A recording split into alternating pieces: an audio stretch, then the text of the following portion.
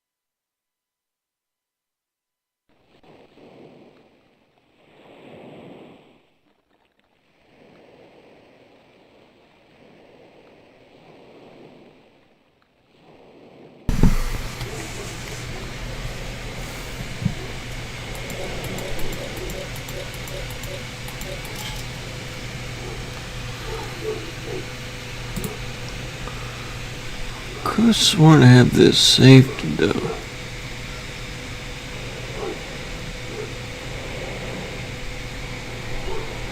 I already had something saved here. Guess I forgot about it. It's saved, or I forgot to save it. Either way, it ain't around.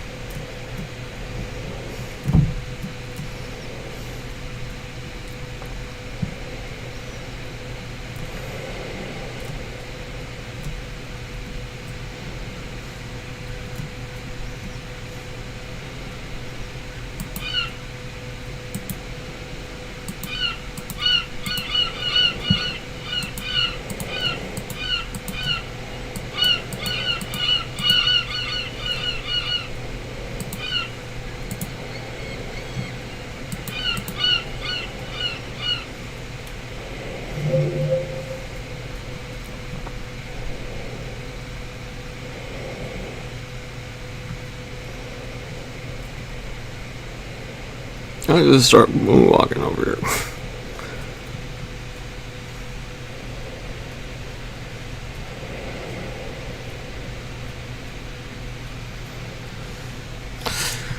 Anyways, alright, welcome to my live stream.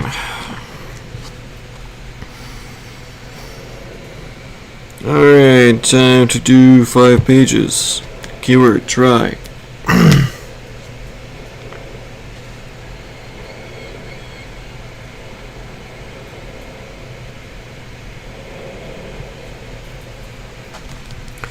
See, from page 20. Let's see. Up.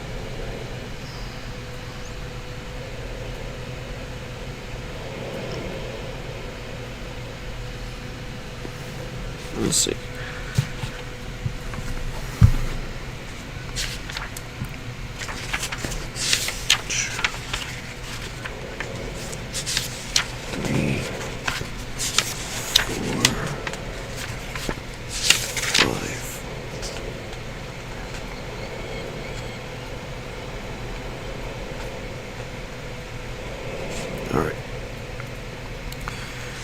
5 pages. Let's go.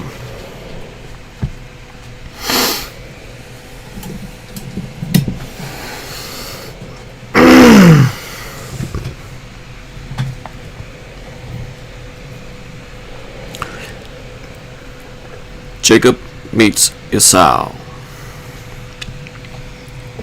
Genesis 32 verses 31. Jacob looked up, and there was Esau, coming with his 400 men.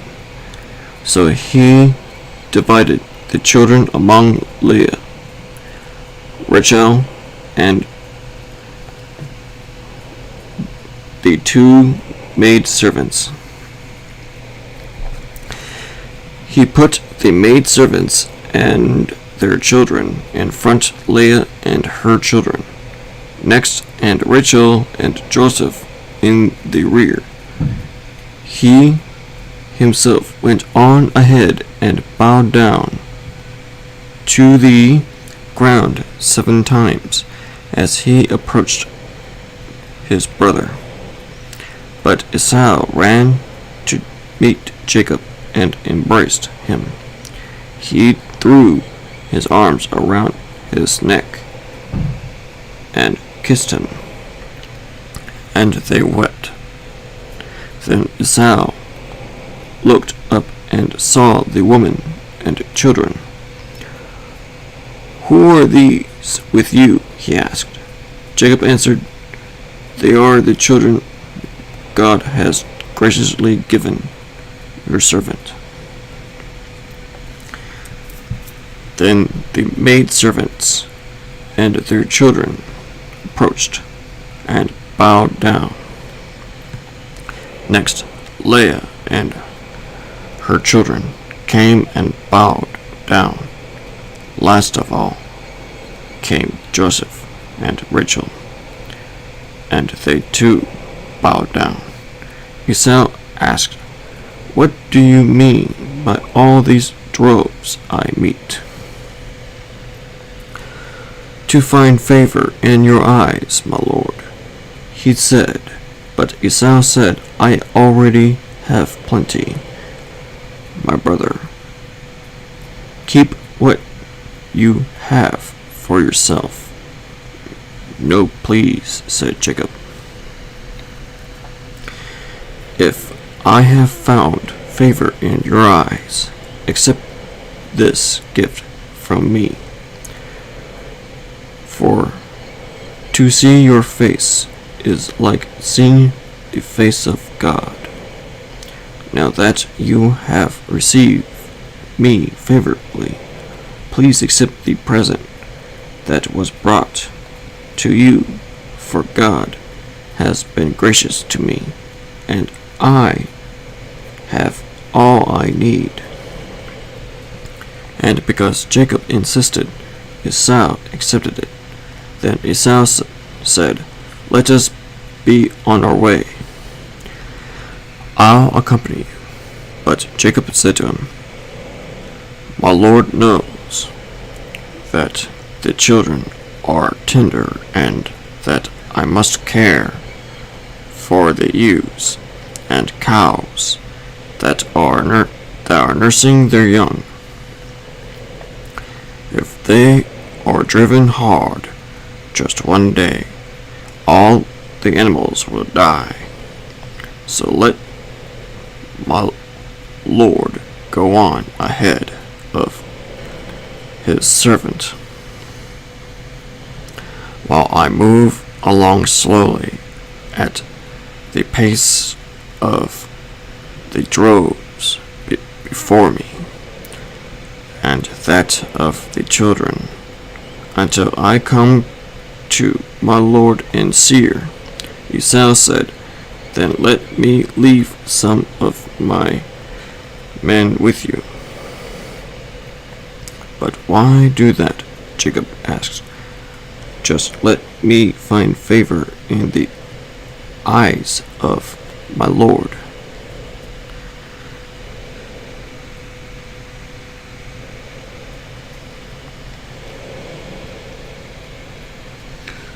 So that day Esau started on his way back to Seir. Jacob, however, went to Succoth, where he built a place for himself and made shelters for his livestock. That is why the place is called Succoth, after Jacob came from Paddan Aram. He arrived safely at the city of Shechem in Canaan, and camped within sight of the city. For 100 pieces of silver he brought from the sons of Hamor, the father of Shechem, the plot of ground where he pitched his tent. There he set up an altar, and called it El Elah Israel.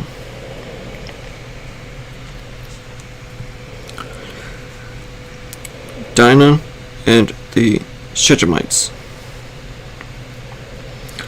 Now Dinah, the daughter Leah had borne to Jacob, went out to visit the women of the land. When Shechem, son of Hamor, the Hivite, the ruler of that area, saw her, he took her and violated her. His heart was drawn to Dinah, daughter of Jacob, and he loved the girl and spoke tenderly to her. And Shechem said to his father Hamor, "Get me this girl as my wife." When Jacob heard that his daughter Dinah had been defiled, his sons were in the fields with his livestock, so he kept quiet about it until they came home. Then Shechem's father Hamor had come in from the fields. As soon as they heard what had happened, they were filled with grief and fury, because Shechem had done a disgraceful thing in Israel by lying with Jacob's daughter, a thing that should not be done.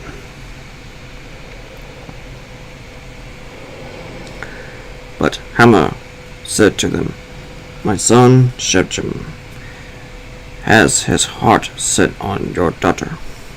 Please give her to him as his wife.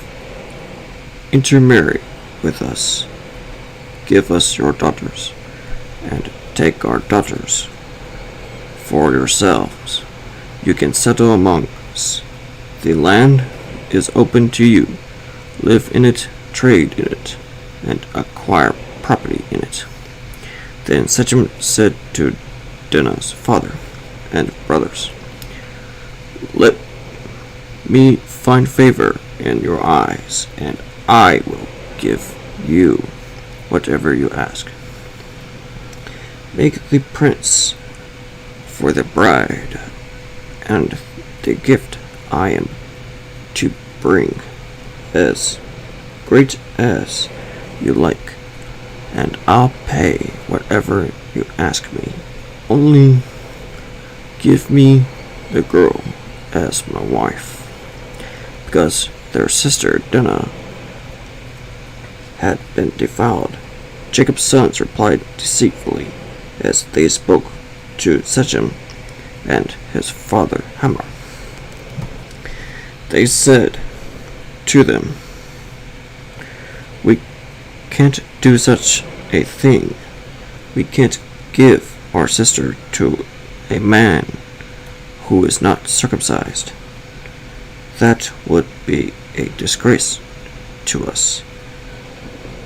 We will give our consent to you on one condition only, that you become like us by circumcising all your males, then we will give you our daughters, and take your daughters for ourselves. We'll settle among you and become one people with you. But if you will not agree to be circumcised, we'll take our sister and go.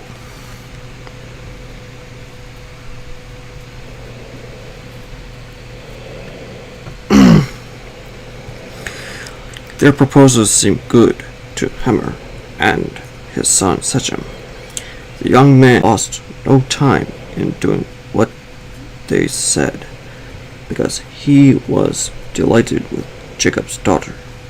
So Hammer and his son Sechem went to the gate of their city to speak to their fellow townsmen.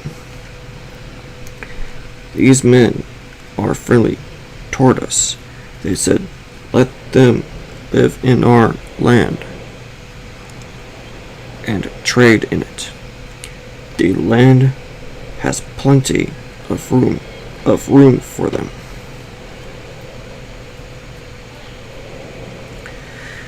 We can marry their daughters, and they can marry ours. But the men will consent to live with us as one people only on the condition that our males will be circumcised as they themselves are. Want their livestock, their property.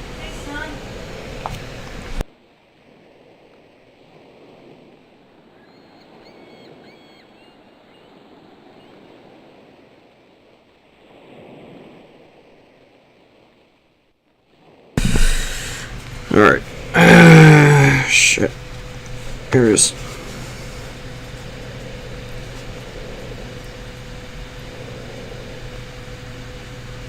Alright.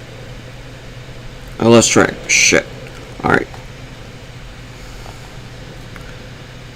Alright. The land has plenty of room for them. We can marry their daughters, and they can marry ours, but the men will consent to live with us as one people only on the condition that our males be circumcised as they themselves are. Want their livestock, their property, and all their other animals become ours. So let us give our consent to them, and they will settle among us. All the men who went out of the city gate agreed with Hammer and his son Sechem, and every male in the city was circumcised. 3 days later, while all of them were still in pain, 2 of Jacob's sons, Simeon, whatever his name is, and Levi, Dinah's brothers, took their swords and attacked the unsuspecting city, killing every male. They put Hammer and his son Sechem to the sword and took Dinah from Sechem's house and left. The sons of Jacob came upon the dead bodies and looted the city where their sister had been defiled.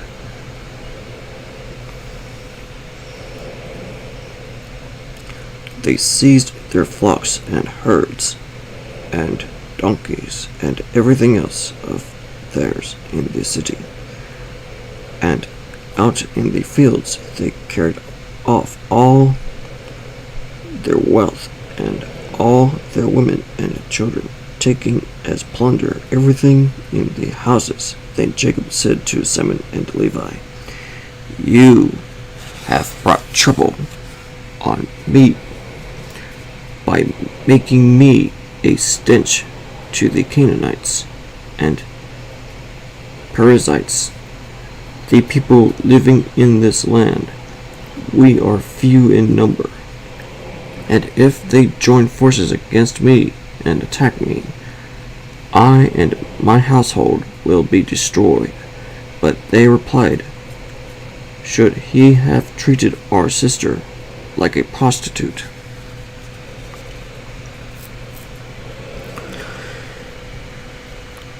Jacob returns to Bethel. Then God said to Jacob, "Go up to Bethel and settle there, and build an altar there to God, who appeared to you when you were..." That's unnecessary. "When you were fleeing from your brother Esau." So Jacob said to his household and to all who were with him, "Get rid of the foreign gods you have with you, and purify yourselves, and change your clothes. Then come, let us go up to Bethel, where I will build an altar to God, who answered me in the day of my distress, and who has been with me wherever I have gone." So they gave Jacob all the foreign gods they had and the rings in their ear, and Jacob buried them under the oak at Shechem. Then they set out, and the terror of God fell upon the towns all round them, so that no one pursued them. Jacob and all the people with him came to Luz, that is Bethel, in the land of Canaan. There he built an altar, and he called the place El Bethel, because it was there that God revealed himself to him when he was fleeing from his brother. Now Deborah, Rebekah's nurse, died and was buried under the oak below Bethel, so it was named Allon Bakoth.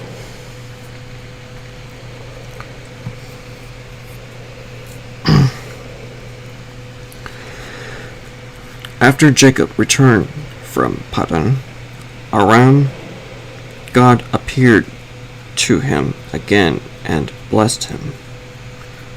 God said to him, "Your name is Jacob, but you will no longer be called Jacob. Your name will be Israel." So he named him Israel, and God said to him, "I am God Almighty. Be fruitful and increase in number. A nation and a community of nations will come from you, and kings will come from your body. The land I gave to Abraham and Isaac, I also give to you, and I will give this land to your descendants after you. Then God went up from him at the place where he had talked with him. Jacob set up a stone pillar at the place where God had talked with him, and he poured out a drink offering on it. He also poured oil on it. Jacob called the place where God had talked with him Bethel. The death of Rachel and Isaac. Then they moved on from Bethel. While they were still some distance from Ephrath, Rachel began to give birth and had great difficulty. And as she was having great difficulty in childbirth, the midwife said to her, "Don't be afraid, for you have another son." As she breathed her last, for she was dying, she named her son Ben-Oni, but his father named him Benjamin. So Rachel died and was buried on the way to Ephrath, that is Bethlehem. Over her tomb, Jacob set up a pillar, and to this day that pillar marks Rachel's tomb. Israel moved on again and pitched his tent beyond Migdal Eder. While Israel was living in that region, Reuben went in and slept with his father's concubine Bilhah, and Israel heard of it. Jacob had 2 sons. Oh, fuck, I misspoke, damn it. I reread it. Not again. Jacob had 12 sons. The sons of Leah: Reuben, the firstborn of Jacob; Simeon, Levi, Judah, Issachar, and Zebulun. The sons of Rachel: Joseph and Benjamin. The sons of Rachel's maidservant: Bilhah, Dan, and Naphtali. The sons of Leah's maidservant: Zilpah, Gad. Wait, I had to reread since I actually messed up. Damn it! This is Gad or God. Spell it G-A-D. That is really annoying. I better put this bitch on mute.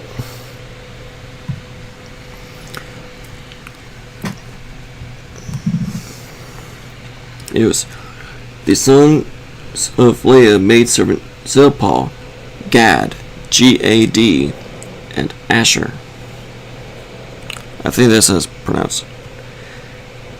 Anyways, these were the sons of Jacob, who were born to him in Padan Aram. Jacob came home to his father Isaac in Mamre, near Kiriath Arba, that is Hebron, where Abraham and Isaac had stayed. Isaac lived 180 years. Then he breathed his last and died, and was gathered to his people, old and full of years, and his sons Esau had Jacob buried him.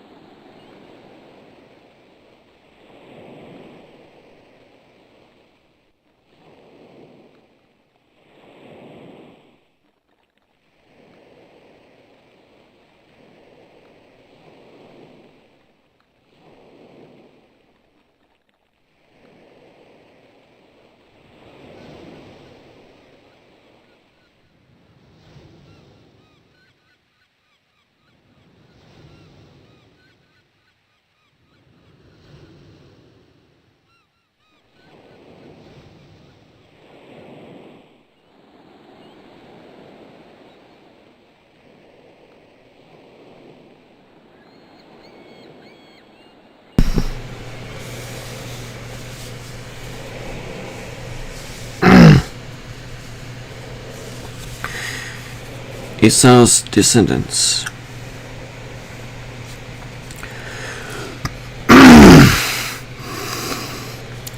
This is the account of Esau. That is Edom. Esau took his wives from the woman of Canaan, Adah, daughter of Elon the Hittite, and Aholibamah, daughter of Anah, and granddaughter of Zibeon the Hivite, also Basmath, daughter of Ishmael, and sister of Neboeth. Adah bore Eliphaz to Esau. Basmath bore Reuel and Aholibamah bore Jewish. They spelled Jeush. Josh. He was Jalam and Korah. These were the sons of Esau, who were born to him in Canaan. Esau took his wives and sons and daughters and all the members of his household, as well as his livestock and all his other animals, and all the goods he had acquired in Canaan, and moved to a land some distance from his brother Jacob. Their possessions were too great for them to remain together. The land where they were staying could not support them both because of their livestock. So Esau, that is Edom, settled in the hill country of Seir.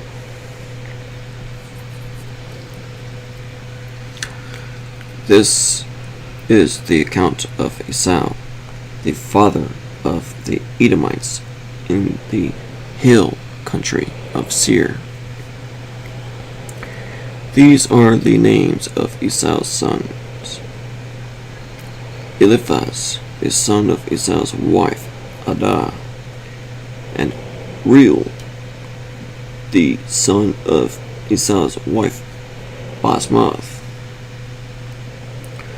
The sons of Eliphaz, Timon, Omar, Zepho, Gatam, and Kenaz.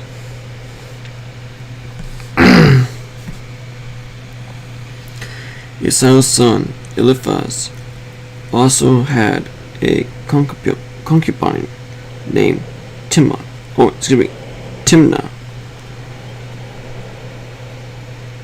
who bore him Amalek. These were grandsons of Esau's wife Adah. The sons of Reuel, Nahath, Zerah, Shammah, and Izah. These were grandsons of Esau's wife, Basmath. The sons of Esau's wife, Oholibamah, daughter of Anah, and granddaughter of Zibeon, whom she bore to Esau, Jeush, Jalam, and Korah. These were the ships among Esau's descendants. The sons of Eliphaz, the firstborn of Esau, chiefs, Timon, Omar, Zepho, Kenaz, Korah, Gatam, and Amalek. These were the chiefs descended from Eliphaz in Edom. They were grandsons of Adah, the sons of Esau's son Reuel, chiefs.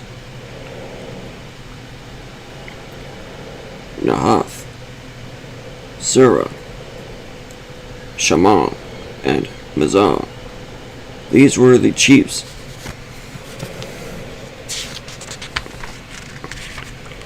Descended from Reuel in Edom.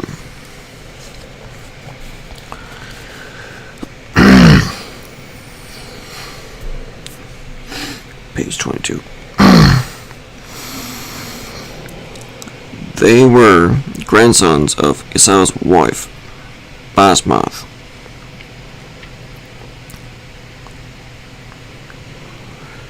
The sons of Esau's wife, Oholibamah, chiefs, Jeush, Jalam, and Korah. These were the chiefs descended from Esau's wife, Oholibamah, daughter of Anah. These were the sons of Esau, that is Edom. And these were their chiefs. These were the sons of Seir, the Horite, who were living in the region. Lotan, Shabal, Sibeon, Anah, Dishan, Ezer, and Dishan. These sons of Seir in Edom were Horite chiefs. The sons of Lotan, Hori, and Haman. Timnah was Lotan's sister. The sons of Shabal, Alvan, Manahath, Ebal, Sheppo, and Onam. The sons of Sibeon, that's spelled Aiah, and Anah. This is the Anah who discovered the hot springs in the desert, while he was grazing the donkeys of his father Sibeon. The children of Anah, Dishan and Oholibamah, daughter of Anah. The sons of Dishan, Hemdan, Ishban, Ithran, and Kiran. The sons of Asir, Bilhan, Savan, and Akan. The sons of Dishan, Uz and Aran. These were the Horite chiefs: Lotan, Shabal, Sibeon, Anah, Dishan, Ezer, and Dishan. These were the Horite chiefs according to their divisions in the land of Seir.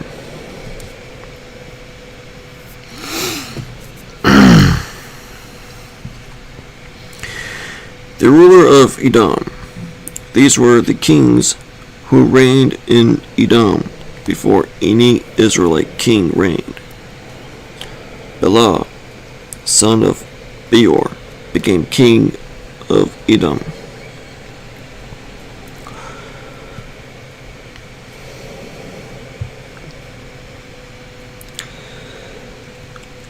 His city was named Dinhabah.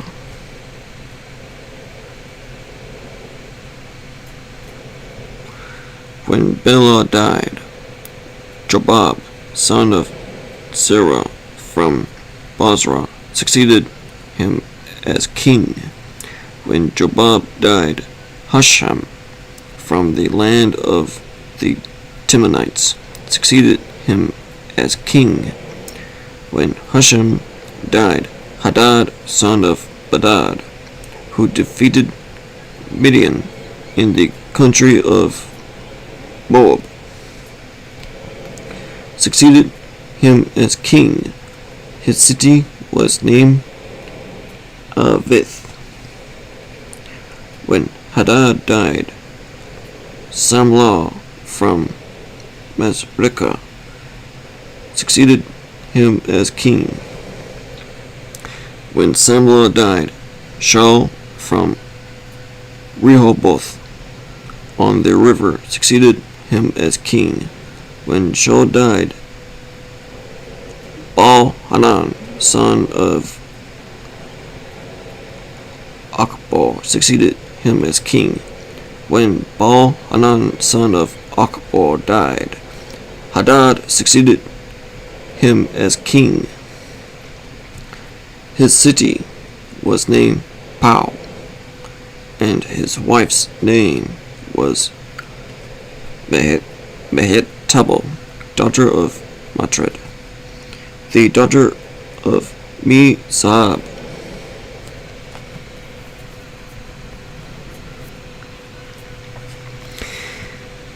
These were the chiefs descended from Esau by name according to their clans and regions: Tema, Alva, Jetheth, Oholibamah,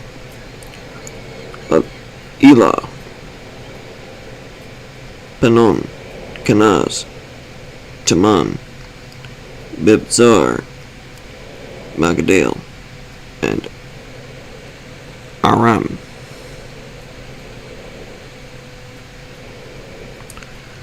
Iram.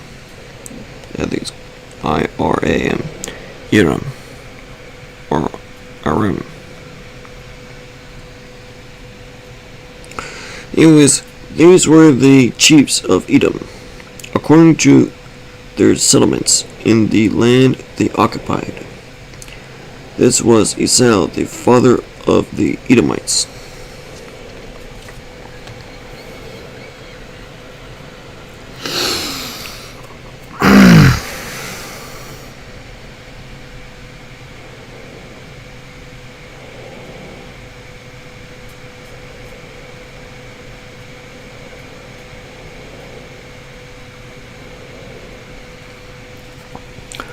Joseph dreams.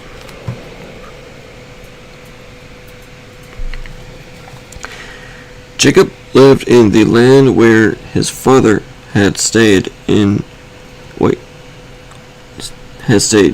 land of Canaan. This is the account of Jacob.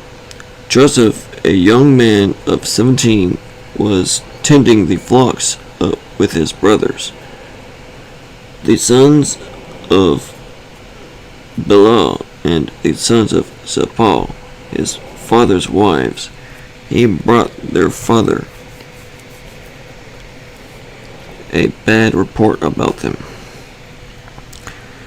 Now Israel loved Joseph more than any of his other sons, because he had been born to him in his old age. And he made a richly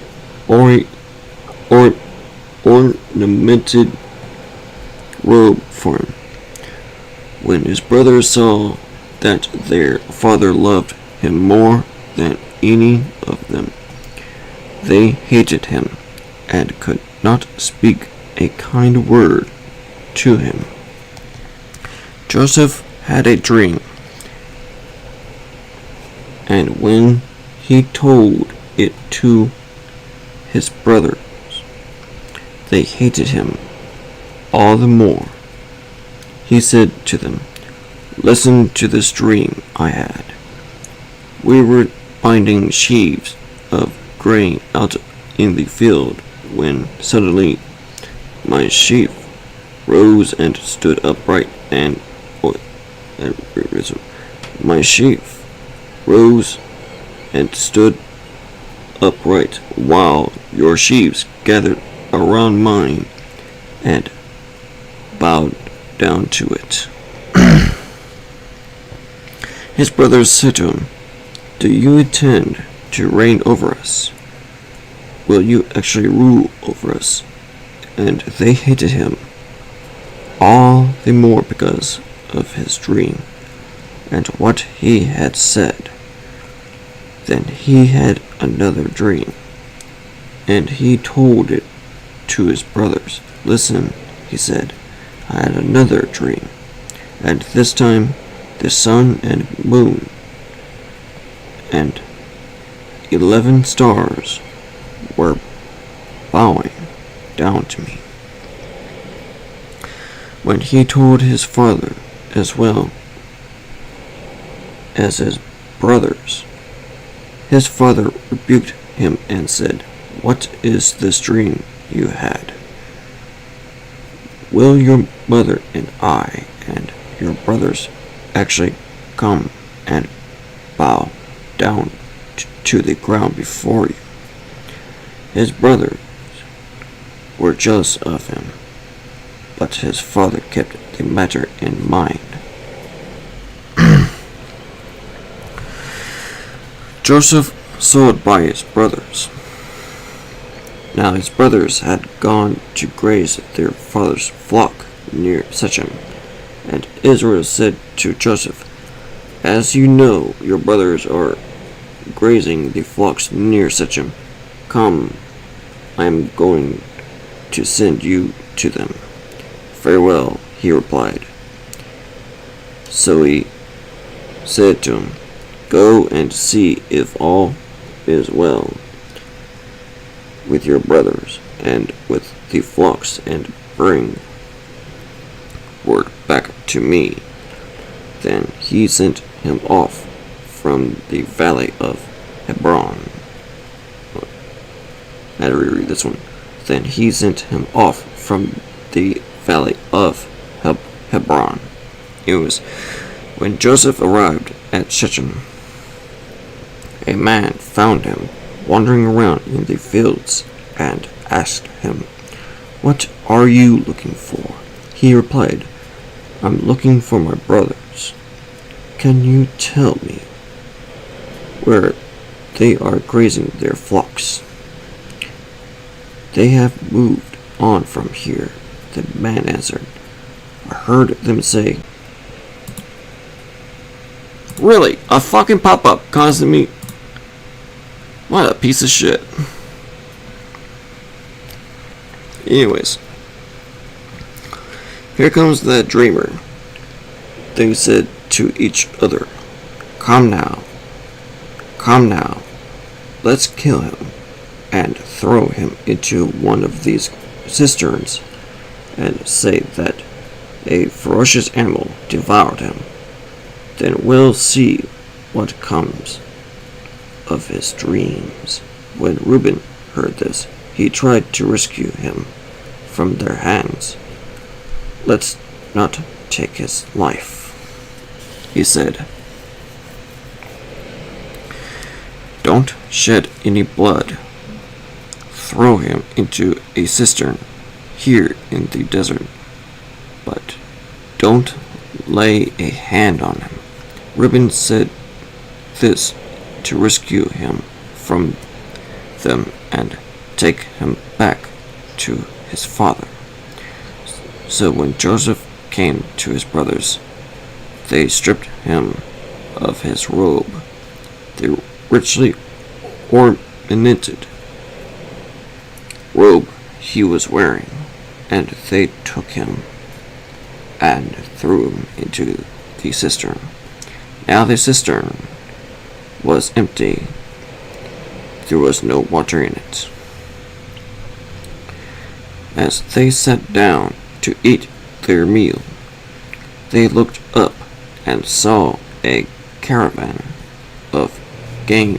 If we kill our brother and cover up his blood, come, let's sell him to the Ishmaelites and not lay our hands on him. After all, he is our brother, our own flesh and blood. His brothers agreed. So when the Midianite merchants came by, his brothers pulled Joseph up out of the cistern and sold him for 20 shekels of silver to the Ishmaelites, who took him to Egypt. When Reuben returned to the cistern and saw that Joseph was not there, he tore his clothes. He went back to his brothers and said, "The boy isn't there. Where can I turn now?" Then they got Joseph's robe, slaughtered a goat, and dipped the robe in the blood. They took the ornamented robe back to their father and said, "We found this. Examine it to see whether it is your son's robe." He recognized it and said, "It is my son's robe." Some ferocious animal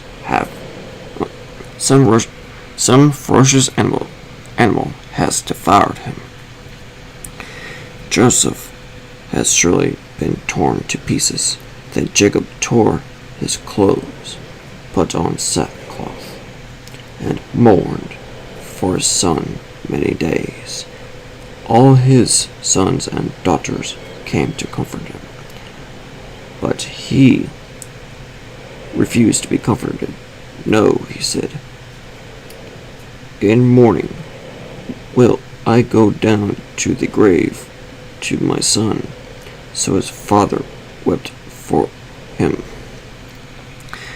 Meanwhile, the Midianites sold Joseph in Egypt to Potiphar, one of Pharaoh's officials and captain of the guard.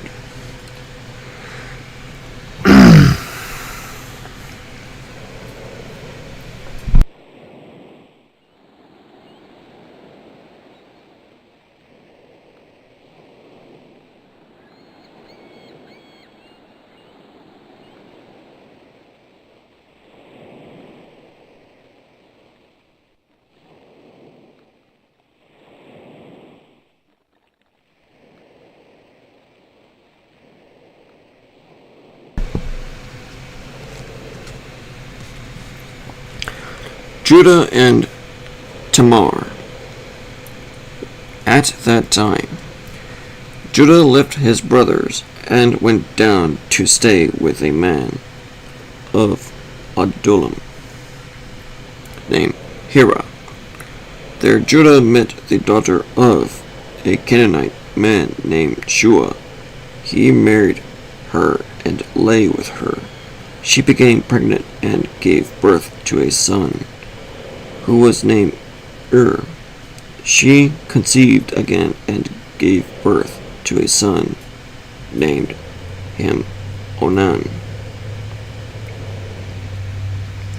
She gave birth to still another son and named him Shelah.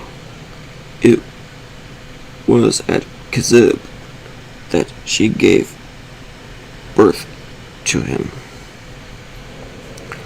Judah got a wife for his firstborn, and her name was Tamar.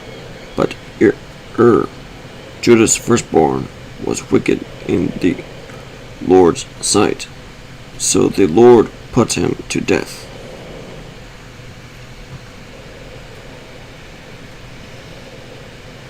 Then Judah said to Onan, "Lie with your brother's wife, and fulfill your duty to her as a brother-in-law, to produce offspring for your brother."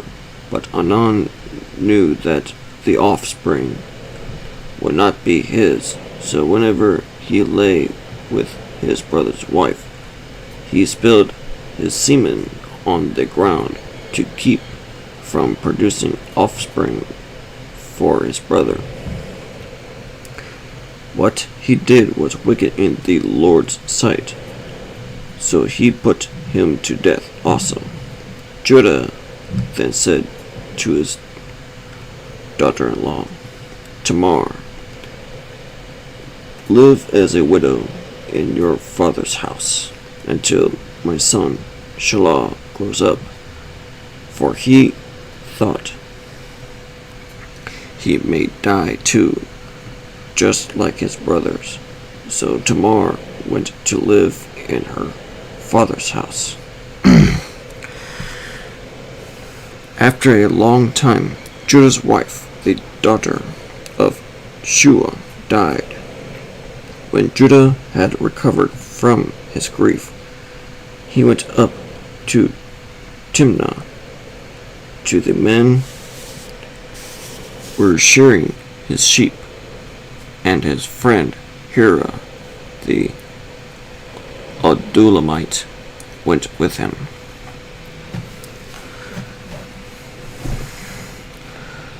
When Tamar was told, "Your father-in-law is on his way to Timnah to shear his sheep," she took off her widow's clothes, covered herself with a veil to disguise herself, and then sat down at the entrance to Enim, which is on the road to Timnah.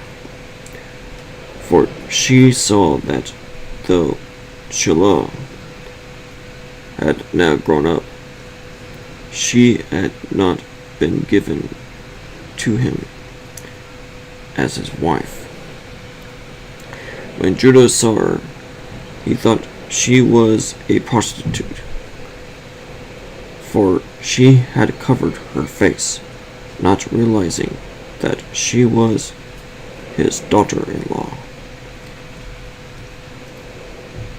He went over to her by the roadside and said, "Come now, let me sleep with you."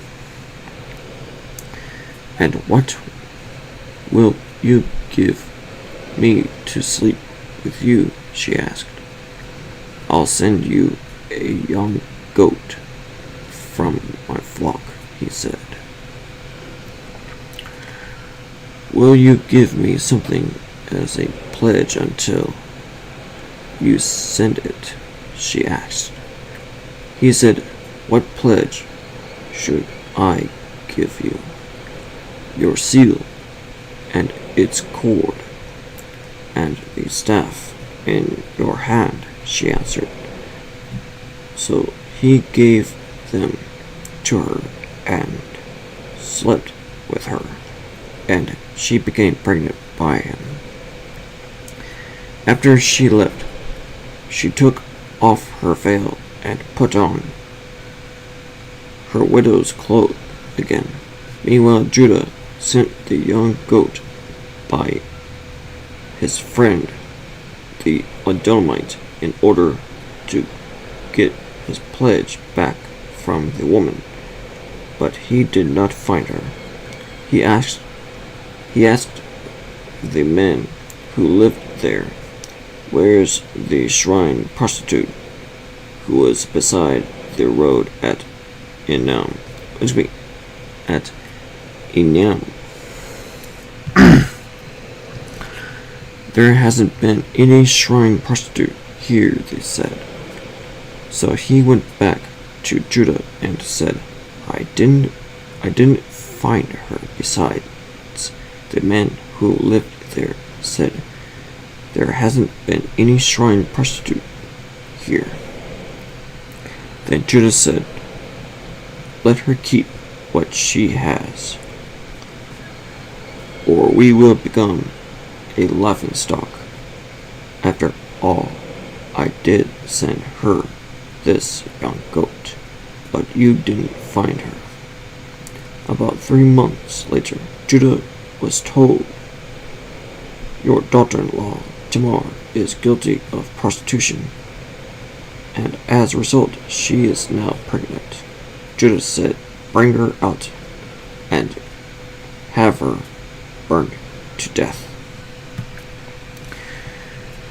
As she was being brought out, and she sent a message to her father-in-law, "I am pregnant by the man who owns these," she said. And she added, "See if you recognize whose seal and cord and staff these are." Judah recognized them and said, "She is more righteous than I, since I wouldn't give her to my son Shelah." I had to reread this one. "Since I wouldn't give her to my son Shelah, and he did not sleep with her again." And he did not sleep with her again. I make sure I read it right. When the time came for her to give birth, there were twin boys in her womb. As she was giving birth, one of them put out his hand. So the midwife took a scarlet thread and tied it on his wrist and said, "This one came out first."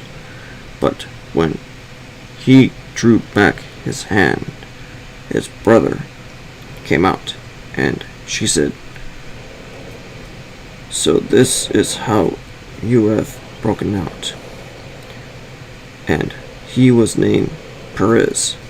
Then his brother, who had the scarlet thread on his wrist, came out, and he was given the name Zerah. Joseph and Potiphar's wife. Now Joseph had been taken down to Egypt. Potiphar, an Egyptian who was one of Pharaoh's officials, the captain of the guard, bought him from the Ishmaelites who had taken him there. The Lord was with Joseph, and he prospered, and he lived in the house of his Egyptian master. When his master saw that the Lord was with him, that the Lord gave him success in everything he did,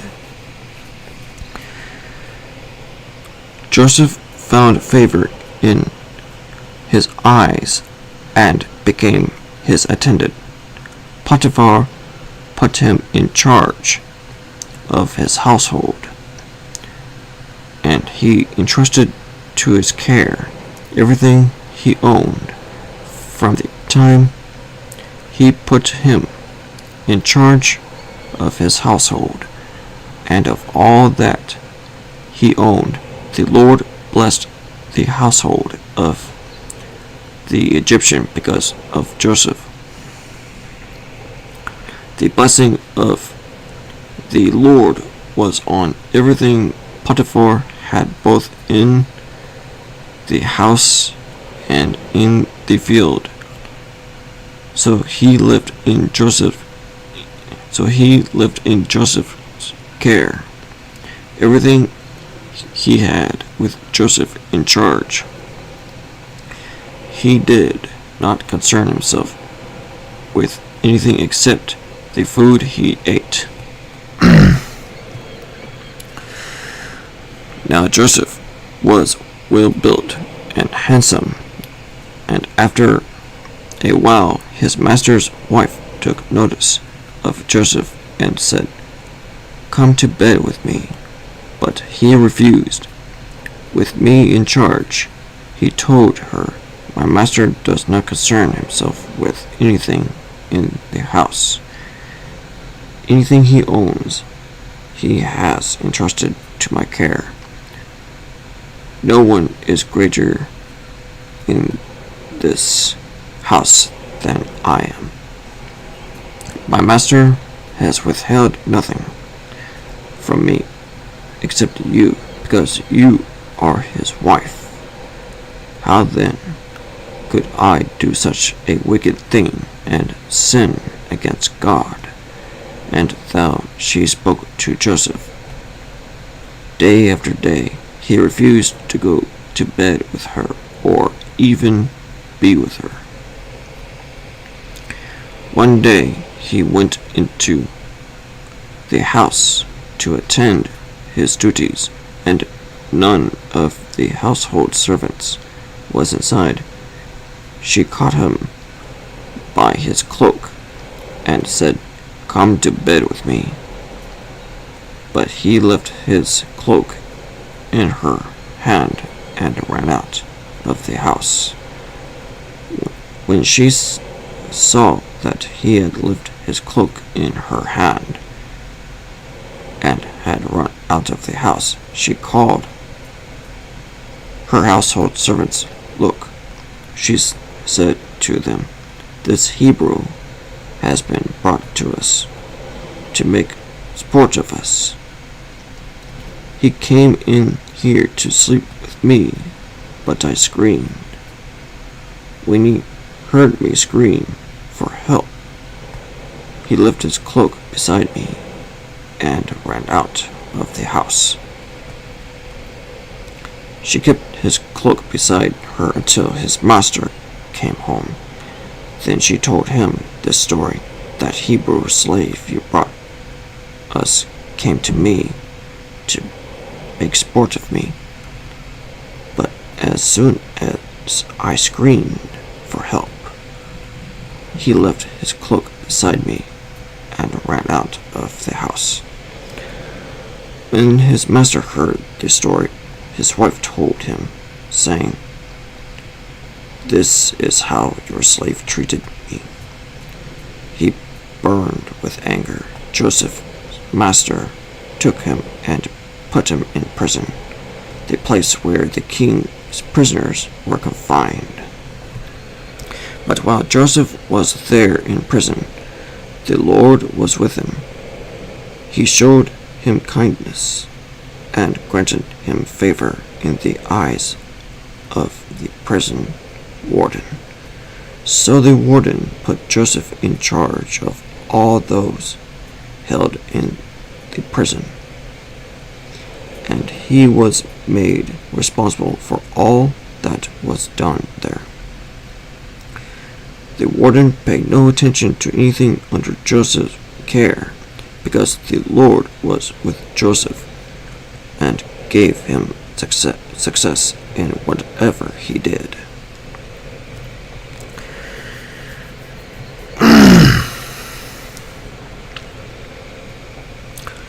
The cupbearer and the baker. Sometime later, the cupbearer and the baker of the king of Egypt offended their master.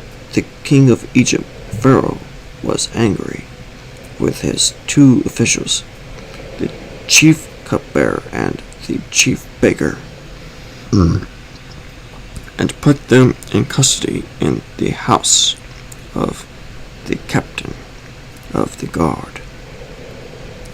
In the same prison where Joseph was confined, the captain of the guard assigned them to Joseph, and he attended them. After they had been in custody for some time, each of the two men, the cupbearer and the baker of the king of Egypt, who were being held in prison, had a dream the same night, and each dream had a meaning of its own. When Joseph came to them the next morning, he saw that they were dejected. So he asked Pharaoh's officials who were in custody with him in his master's house, "Why are your faces so sad today?" "We both had dreams," they answered, "but there is no one to interpret them." Then Joseph said to them, "Do not interpretations belong to God. Tell me your dreams. So the chief cupbearer told Joseph his dream.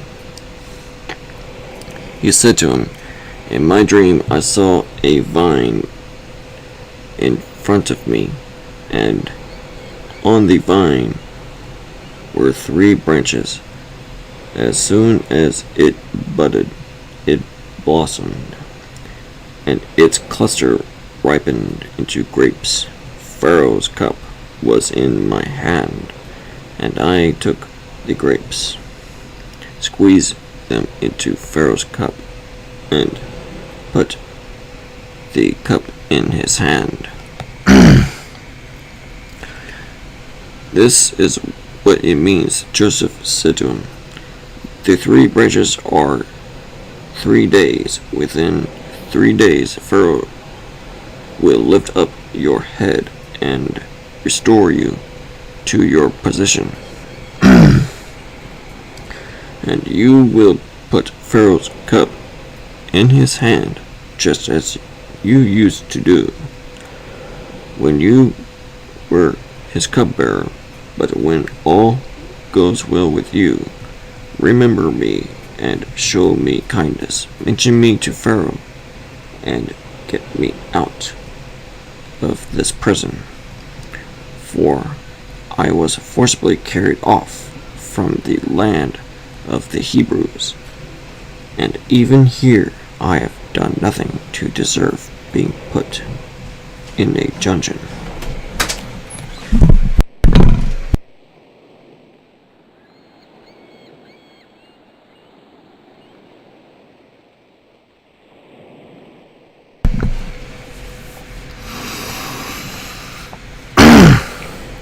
When the chief baker saw that Joseph had given a favorable interpretation, he said to Joseph, I too had a dream. On my head were 3 baskets of bread. In the top basket were all kinds of baked goods for Pharaoh, but the birds were eating them out of the basket on my head. This is what it means. Joseph said, the 3 baskets are 3 days. Within 3 days, Pharaoh will lift off your head and hang you on a tree, and the birds will eat away your flesh. Now the 3rd day was Pharaoh's birthday, and he gave a feast for all his officials. He lifted up the heads of the chief cupbearer and the chief baker in the presence of his officials. He restored the chief cupbearer to his position, so that he once again put the cup into Pharaoh's hand. But he hanged the chief baker, just as Joseph had said to them in his interpretation. The cupbearer, however, did not remember Joseph. He forgot him. Pharaoh's dreams. When 2 full years had passed, Pharaoh had a dream. He was standing by the Nile, when out of the river there came up 7 cows, sleek and fat, and they grazed among the reeds. After them 7 other cows, ugly and gaunt, came up out of the Nile and stood beside those on the riverbank. And the cows that were ugly and gaunt ate up these 7 sleek fat cows. Then Pharaoh woke up. He fell asleep again and had a second dream. 7 heads of grain, healthy and good, were growing in a single stalk. After them 7 other heads of grain sprouted thin and scorched by the east wind. The thin heads of grain swallowed up the 7 healthy, full heads. Then Pharaoh woke up. It had been a dream. In the morning, his mind was troubled, so he sent for all the magicians and wise men of Egypt. Pharaoh told them his dreams, but no one could interpret them for him. Then the chief cupbearer said to Pharaoh, "Today I am reminded of my shortcomings." Pharaoh was once angry with his servants, and he imprisoned me and the chief baker in the house of the captain of the guard. Each of us had a dream the same night, and each dream had a meaning of its own. Now a young Hebrew was there with us, a servant of the captain of the guard. We told him our dreams, and he interpreted them for us, giving each man interpretation of his dream. And things turned out exactly as he interpreted them to us. I was restored to my position, and the other was hanged. So Pharaoh sent for Joseph, and he was quickly brought from the dungeon.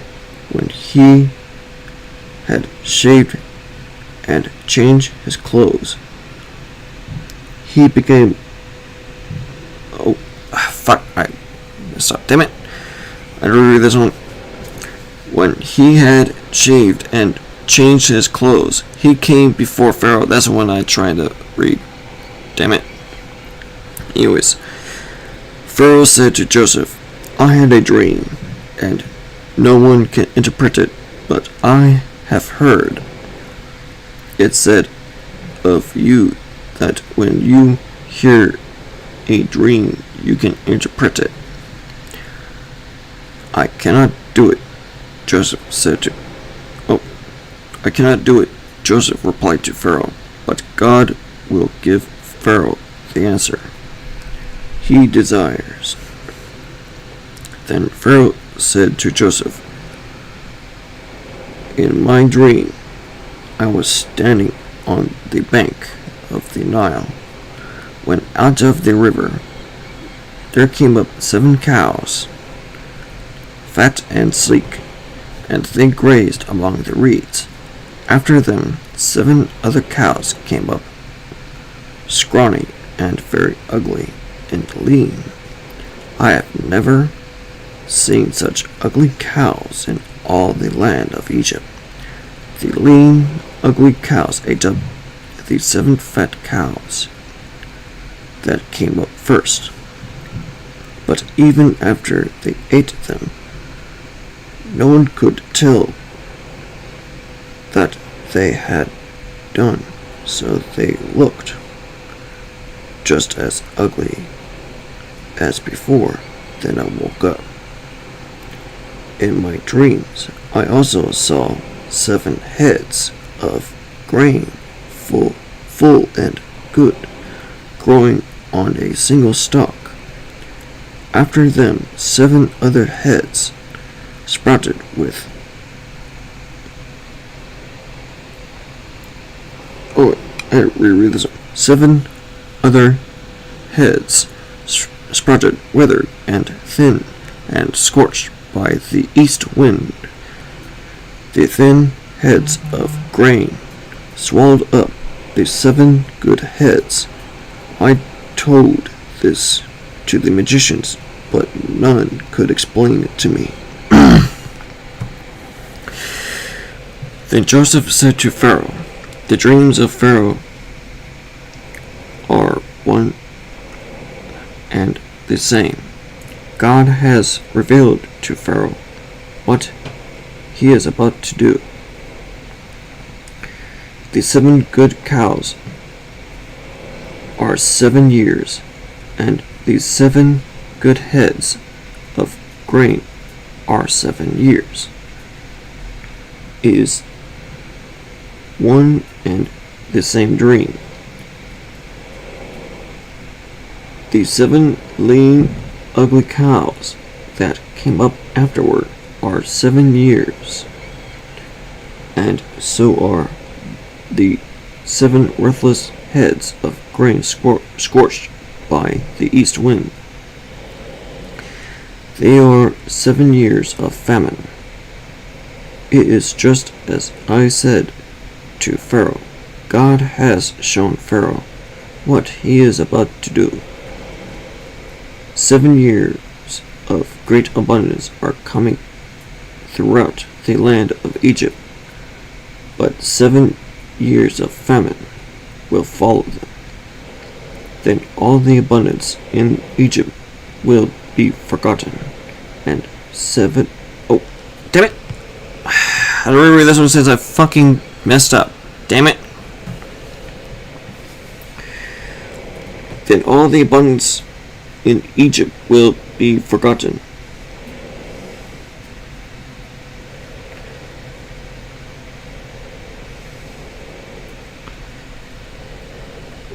Shit, I had to reread this one since I've lost track because of the accident. Fuck up. Damn it. It is just as I said to Pharaoh. God has shown Pharaoh what he is about to do. 7 years of great abundance are coming throughout the land of Egypt, but 7 years of famine will follow them. Then all the abundance in Egypt will be forgotten, and the famine will ravage the land.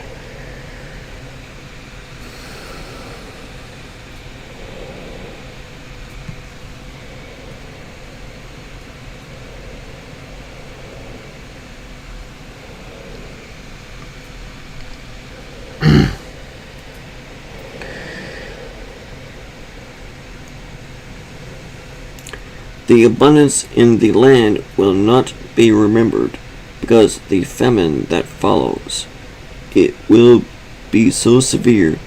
The reason the dream was given to Pharaoh in 2 forms is that the matter has been firmly decided by God, and God will do it soon. And now let Pharaoh look for a discerning and wise man, and put him in charge of the land of Egypt. Let Pharaoh appoint commissioners over the land to take 1/5 of the harvest of Egypt during the 7 years of abundance. They should collect all the food of these good years that are coming and store up the grain under the authority of Pharaoh, to be kept in the cities for food. This food should be held in reserve for the country, to be used during the 7 years of famine that will come upon Egypt, so that the country may not be ruined by the famine. The plan seemed good to Pharaoh and to all his officials. So Pharaoh asked then, "Can we find anyone like this man, one in whom is the Spirit of God?" Then Pharaoh said to Joseph, "Since God has made all this known to you, there is no one so discerning and wise as you. You shall be in charge of my palace, and all my people are to submit to your orders. only with respect to the throne will I be greater than you.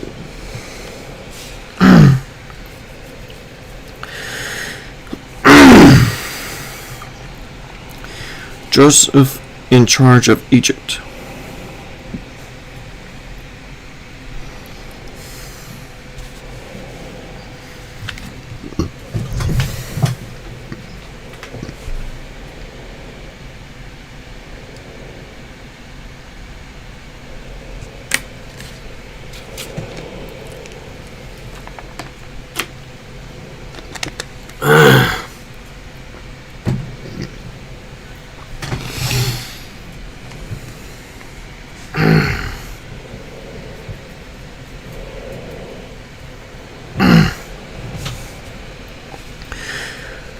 So Pharaoh said to Joseph, I hereby put you in charge of the whole land of Egypt. Then Pharaoh took his signet ring from his finger and put it on Joseph's finger. He dressed him in robes of fine linen and put a gold chain around his neck. He had oh fuck, god damn it, I had to reread it again. Fucking hate speech impediments, fucking me over. Then Pharaoh took his signet ring from his finger and put it on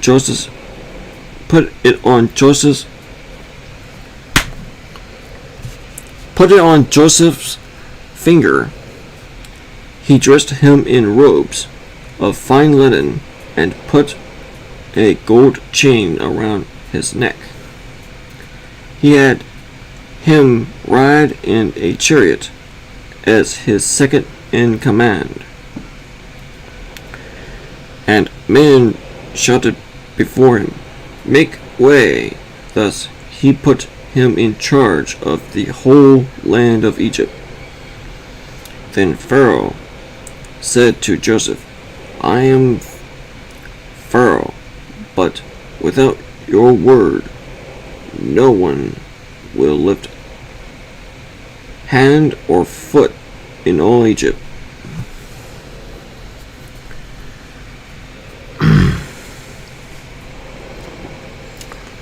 Pharaoh gave Joseph the name Seb-Peneh and gave him Asenath,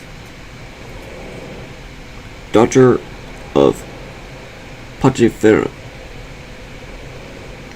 priest of On, to be his wife, and Joseph went throughout the land of Egypt. Joseph was 30 years old when he entered the service of Pharaoh, king of Egypt, and Joseph went out from Pharaoh's presence and traveled throughout Egypt. During the 7 years of abundance, the land produced plentifully. Joseph collected all the food produced in those 7 years in abundance in Egypt and stored it in the cities. In each city he put the food grown in the fields surrounding it.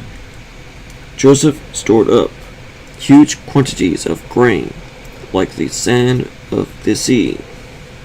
It was so much that he stopped keeping records, because it was beyond measure. For the years of famine came, 2 sons were born to Joseph by Asenath, daughter of Potiphar, priest of On. Joseph named his firstborn Manasseh, and said, "It is because God has made me forget all my trouble and all my father's household."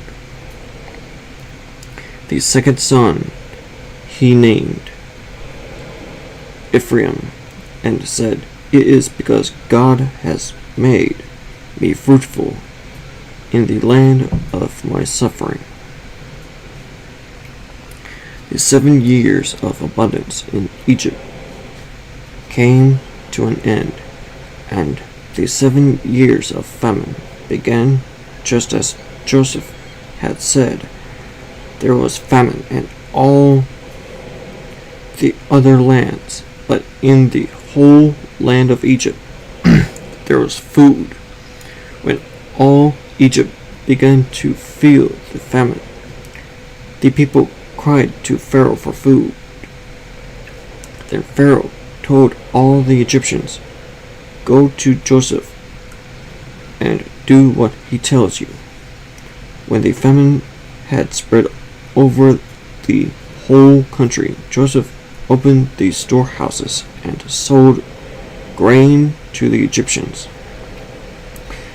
For the famine was severe throughout Egypt, and all the countries came to Egypt to buy grain from Joseph, because the famine was so severe. Because the famine was severe in all the world.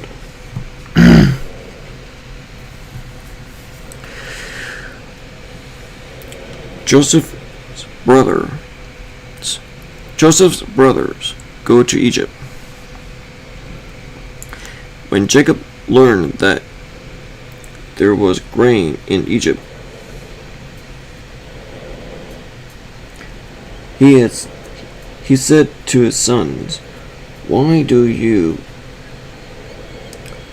just keep look?" I had to reread this one since I keep fucking up. "Why do you just keep looking at each other?"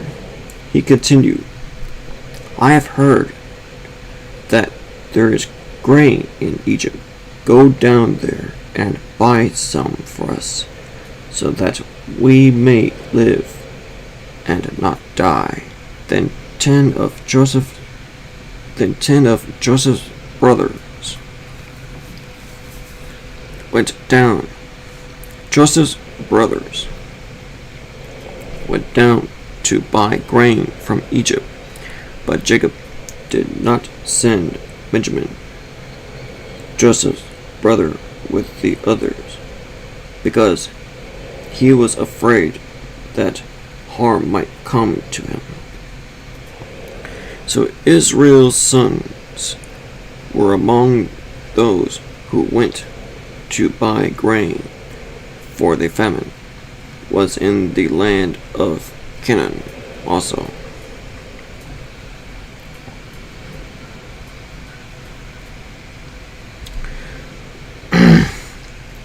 Now Joseph was the governor of the land, the one who sold grain to all its people. So when Joseph's brothers arrived,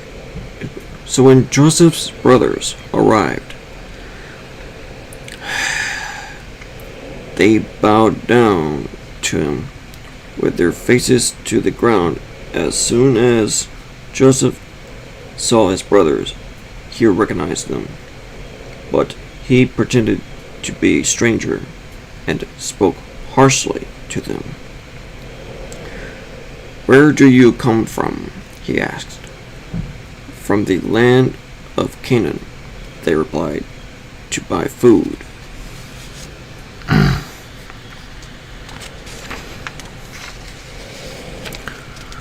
Although Joseph recognized his brothers, they did not recognize him. Then he remembered his dreams about them and said to them, "You are spies. You have come to see where our land is unprotected.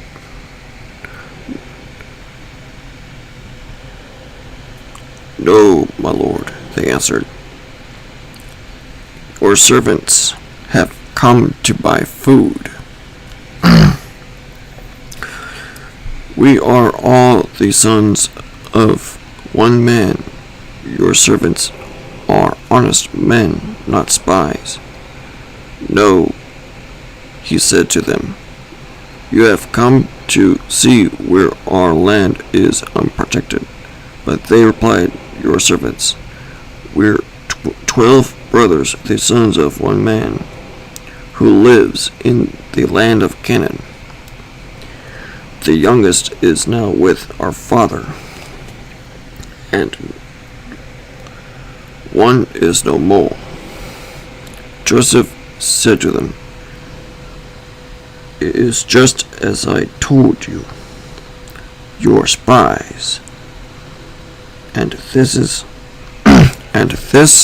is how you will be tested. As surely as Pharaoh lives, you will not leave this place unless your youngest brother comes here.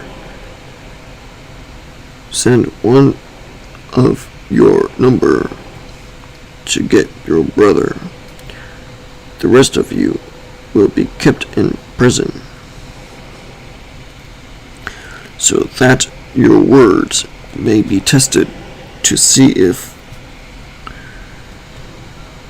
you are telling the truth. If you are not, then as surely as Pharaoh lives, you are spies. And he put them all in custody. For 3 days. On the third day, Joseph said to them, do this, and you will live. For I fear God.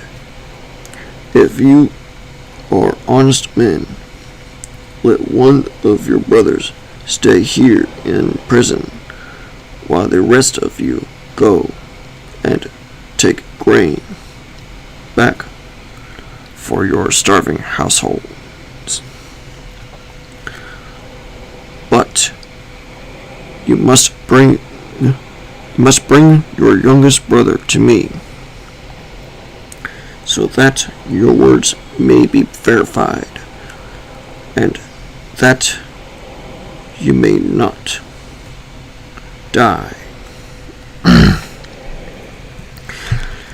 This they proceeded to do. They said to one another, surely we are being punished because of our brother.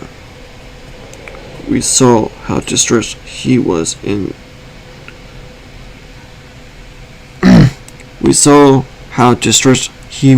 when he pleaded with us for his life. But we would not listen. That's why this distress has come upon us. Reuben replied, didn't I tell you not to sin against the boy? But you wouldn't listen. Now we must give an accounting for his blood. They did not realize that Joseph could understand them, since he was using an interpreter. He turned away from them and began to weep, but then turned back and spoke to them again. He had Simon taken from them and bound before their eyes. Joseph gave orders to fill their bags with grain, to put each man's silver back in his sack, and to give them provisions for their journey. After this was done for them, they loaded their grain on their donkeys and left. At the place where they stopped for the night, one of them opened his sack to get feed for his donkey, and he saw his silver in the mouth of his sack.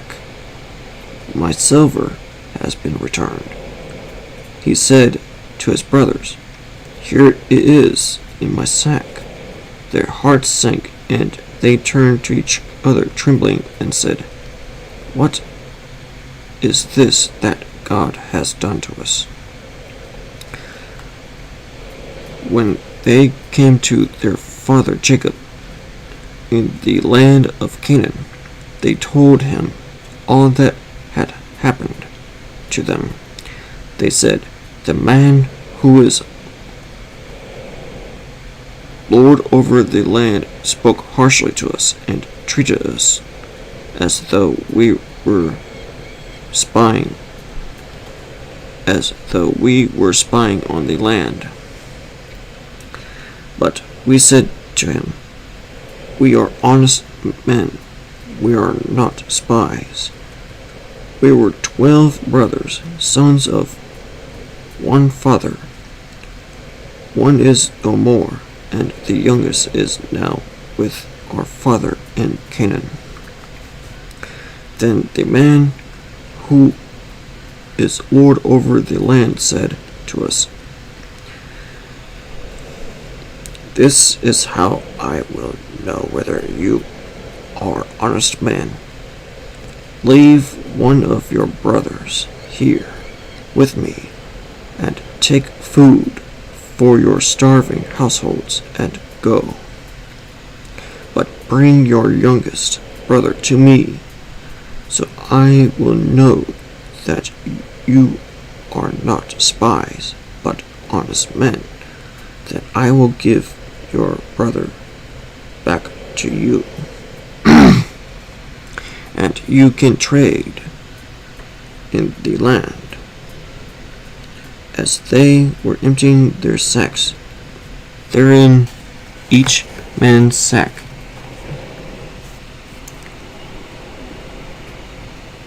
was his pouch of silver. When they and their father saw the money pouches,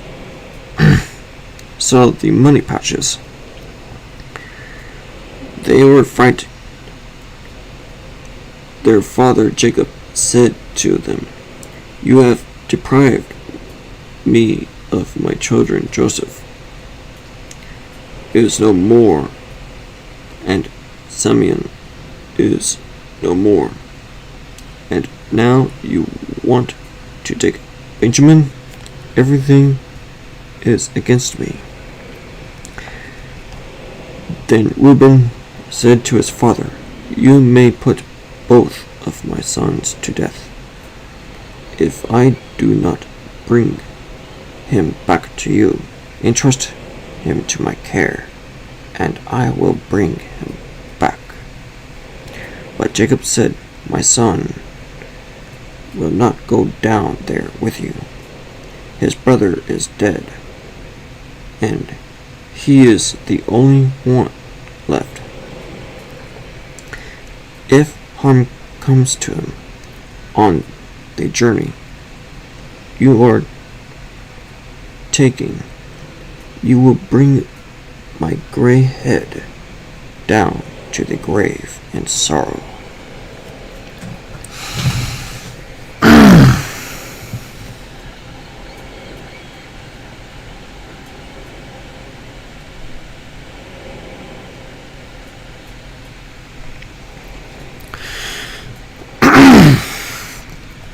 The second journey to Egypt.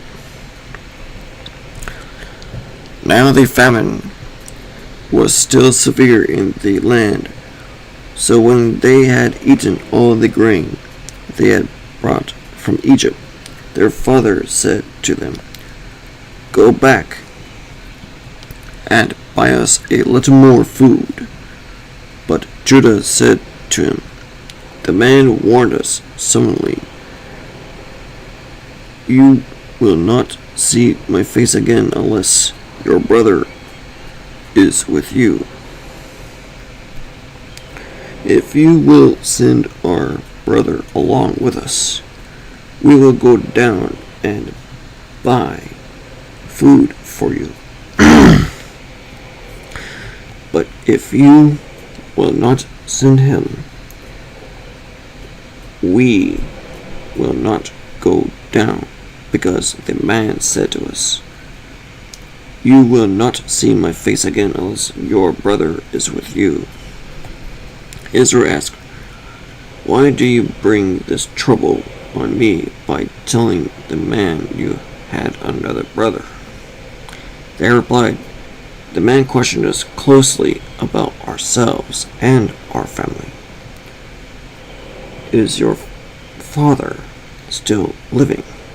He asked us. Do you have another brother? We simply answered his questions.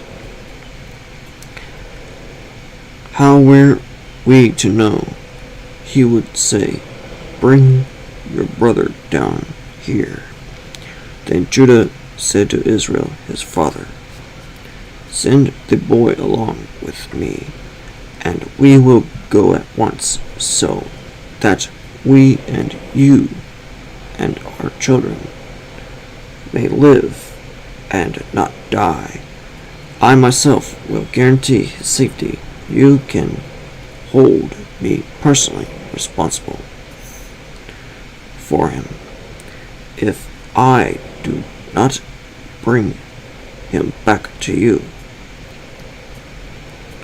and set him here before you, I will bear the blame before you all my life. As it is, if we had not delayed, we could have gone and returned twice. Then their father Israel said to them, if it must be, then do this. Put some of the best products of the land in your bags and take them down to the man as a gift. A little balm and a little honey, some spices and myrrh, some pistachio nuts and almonds. Take double the amount of silver with you, for you must return the silver that was put back into the mouths of your sacks. Perhaps it was a mistake. Take your brother also and go back to the man at once, and may God Almighty grant you mercy before the man, so that he will let your other brother and Benjamin come back with you. As for me, if I am bereaved, I am bereaved. So the men took the gifts and doubled the amount of silver, and Benjamin also. They hurried down to Egypt and presented themselves to Joseph. When Joseph saw Benjamin with them, he said to the steward of his house, take these men to my house, slaughter an animal, and prepare dinner. They are to eat with me at noon. The man did as Joseph told him and took the men to Joseph's house. Now the men were frightened when they were taken to his house. They thought, we were brought here because of the silver that was put back into our sacks the first time. He wants to attack us and overpower us and seize us as slaves and take our donkeys. So they went up to Joseph's steward and spoke to him at the entrance to the house. "Please, sir," they said, "we came down here the first time to buy food, but at the place we were stopped for the night. We opened our sacks, and each of us found his silver the exact weight in the mouth of his sack. So we have brought it back with us. We have also brought additional silver with us to buy food. We don't know who put our silver in our bag." Oh, wait, I had to reread this one. Damn it. "We don't know who put our silver in our sacks." "It's all right," he said. "Don't be afraid. Your God, the God of your father, has given you treasure in your sacks. I received your silver." Then he brought Simon out to them. The steward took the men into Joseph's house, gave them water to wash their feet, and provided fodder for their donkeys. They prepared their gifts for Joseph's arrival at noon, because they had heard that they were to eat there. When Joseph came home, they presented to him the gifts they had brought into the house, and they bowed down before him to the ground. He asked them how they were, and then he said, "How is your aged father you told me about? Is he still living?" They replied, "Your servant, our father, is still alive and well." And they bowed low and paid him honor. As he looked about and saw his brother Benjamin, his own mother's son, asked, "Is this your youngest brother, the one you told me about?" And he said, "God be gracious to you, my son." Deeply moved at the sight of his brother, Joseph hurried out and looked for a place to weep. He went into his private room and wept there. After he had washed his face, he came out and, controlling himself, said, "Serve the food." They served him by himself, the brothers by themselves, and the Egyptians who ate with him by themselves, because Egyptians could not eat with Hebrews, for that is distasteful to Egyptians. The men had been seated before him in the order of their ages, from the firstborn to the youngest, and they looked at each other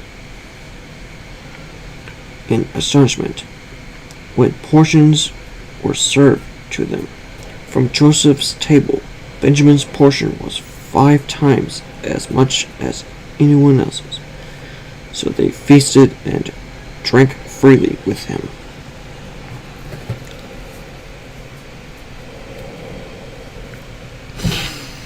A silver cup in a sack.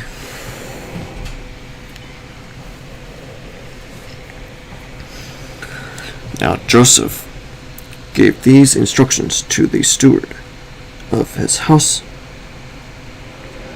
"Fill the men's sacks with as much food as they can carry, and put each man's silver in the mouth of his sack.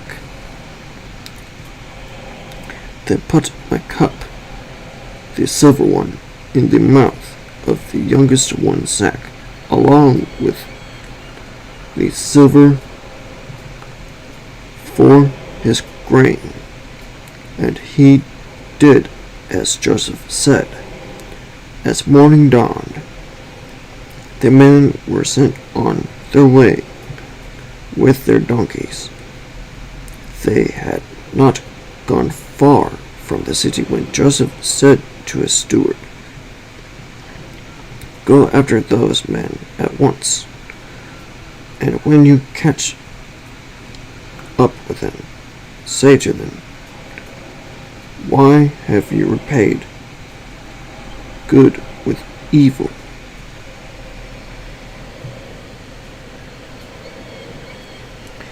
Isn't this the cup of my master drinks from, and also uses for divination?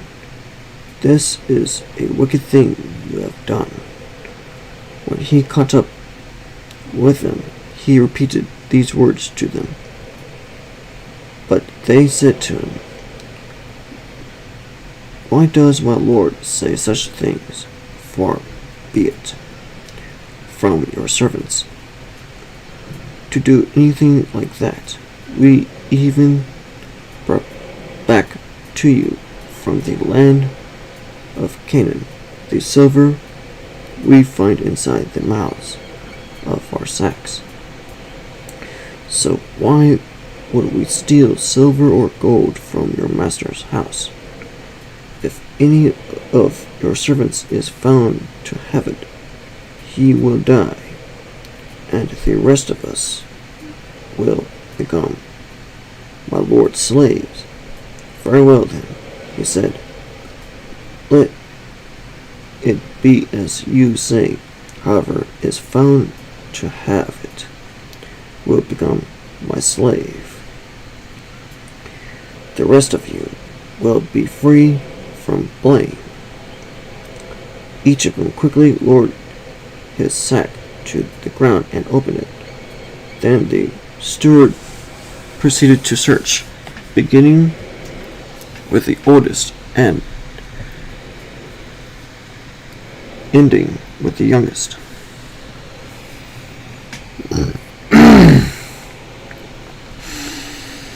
And the cup was found in Benjamin's sack.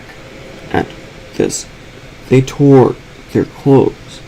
Then they all loaded their donkeys and returned to the city. Joseph was still in the house when Judah and his brothers came in, and they threw themselves to the ground before him. Joseph said to them, "What is this you have done? Do you know that a man like me can find things out by divination? What can we say to my lord?" Judah replied, "What can we say? How can we prove our innocence? God has uncovered your servants' guilt. We are now my lord's slaves. We are ourselves, and the one who is found to have the cup." But Joseph said, "Far be it from me to do such a thing. Only the man who was found to have the cup will become my slave. The rest of you go back to your father in peace." Then Judah went up to him and said, "Please, my lord, let your servant speak a word to my lord. Do not be angry with your servant, though you are equal to Pharaoh himself." My lord asked his servants, "Do you have a father or a brother?" And we answered, "We have we have an aged father, and there is a young son born to him.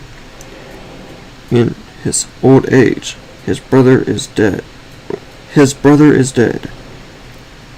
and He is the only one of his mother's sons left, and his father loves him. Fucking can't speech for jack shit. His brother is dead, and he is the only one of his mother's sons left, and his father loves him. Then you said to your servants, bring him down to me, so I can see him for myself. And we said to the Lord, the boy cannot leave his father. If he leaves him, his father will die. But you told your servants, unless your youngest brother comes down with you, you will not see my face again. When we went back to your servant, my father, we told him what my Lord had said. Then our father said, go back and buy a little more food. But we said, we cannot go down only if our youngest brother is with us. Will we go? We cannot see the man's face unless our youngest brother is with us.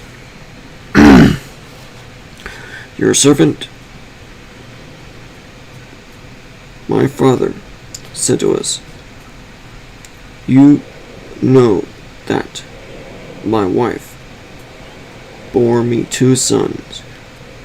One of them went away from me, and I said, he has surely been torn to pieces, and I have not seen him since. If you take this one from me too, and harm comes to him, you will bring my gray head down to the grave in misery. So now, if the boy is not with us, when I go back to your servant, my father, and if my father, whose life is closely bound up with the boy's life, sees that the boy isn't there, he will die. Your servants will bring the gray head of our father down to the grave in sorrow. Your servant guaranteed the boy's safety to my father. I said, if I do not bring him back to you, I will bear the blame before you, my father, all my life. Now then, please let your servant remain here as my Lord's slave in place of the boy, and let the boy return with his brothers. How can I go back to my father if the boy is not with me? No, do not let me see the misery that would come upon my father.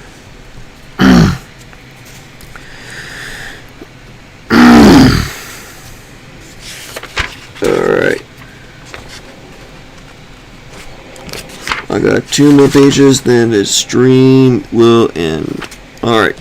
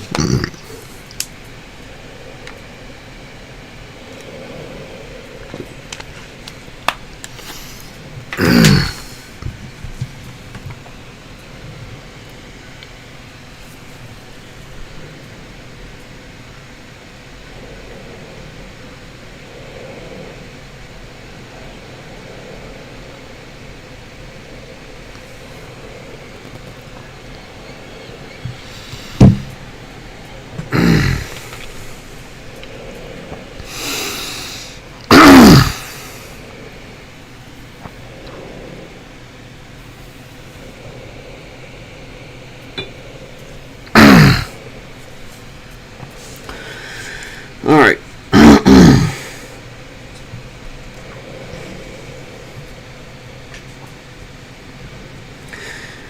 Joseph makes himself known. Then Joseph could no longer control himself before all his attendants, and he cried out, "Have everyone leave my presence." So there was no one with Joseph when he made himself known to his brothers. And he wept so loudly that the Egyptians heard it, and Pharaoh's household heard about it. Joseph said to his brothers, "I am Joseph. Is my father still living?" But his brothers were not able to answer him, because they were terrified at his presence. Then Joseph said to his brothers, "Come close to me." When they had done so, he said,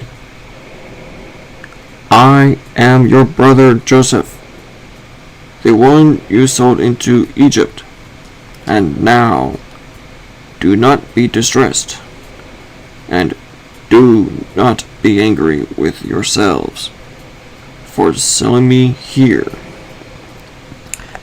because it was to save lives that God sent me ahead of you. For 2 years now, there has been famine in the land. And for the next 5 years, there will not be plowing and reaping. But God sent me ahead of you to preserve for you a remnant on earth, and to save your lives by a great deliverance. So then, it was not you who sent me there." I'm just gonna read this one. I fucked up. Damn it. So then, it was not you who sent me here, but God. He made me father to Pharaoh, lord of his entire household, and ruler of all Egypt. Now, hurry back to my father and say to him, 'This is what your son Joseph says. God has made me Lord of all Egypt. Come down to me. Don't delay. You shall live in the region of Goshen and be near me, you, your children and grandchildren, your flocks and herds, and all you have. I will provide for you there, because 5 years of famine are still to come. Otherwise, you and your household and all who belong to you will become destitute. Destitute, I think it's called. Fuck it. Anyways. Destitute. Anyways. You can see for yourselves, and so can my brother Benjamin, that it is really I who am speaking to you. Tell my father about all the honor accorded me in Egypt, and about everything you have seen, and bring my father down here quickly.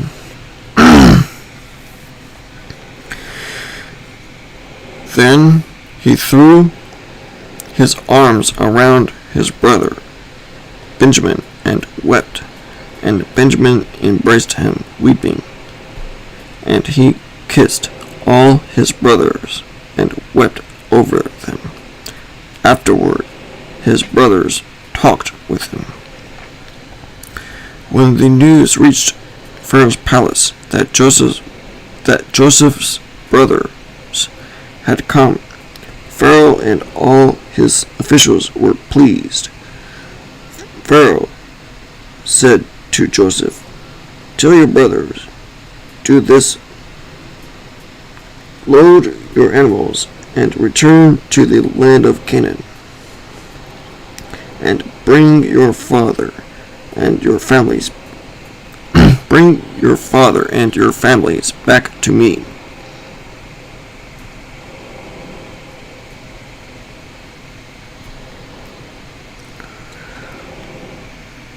I will give you the best of the land of Egypt, and you can enjoy the fat of the land. You are also directed to tell them, "Do this: take some carts from Egypt for your children and your wives, and get your father and come.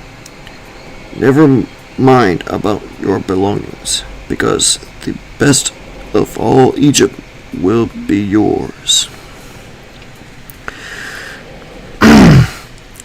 So the sons of Israel did this. Joseph gave them carts as Pharaoh had commanded, and he also gave them provisions for their journey. To each of them he gave new clothing, but to Benjamin he gave 300 shekels of silver and 5 sets of clothes. And this is what he sent to his father: 10 donkeys loaded with the best things of Egypt, loaded with best things of Egypt,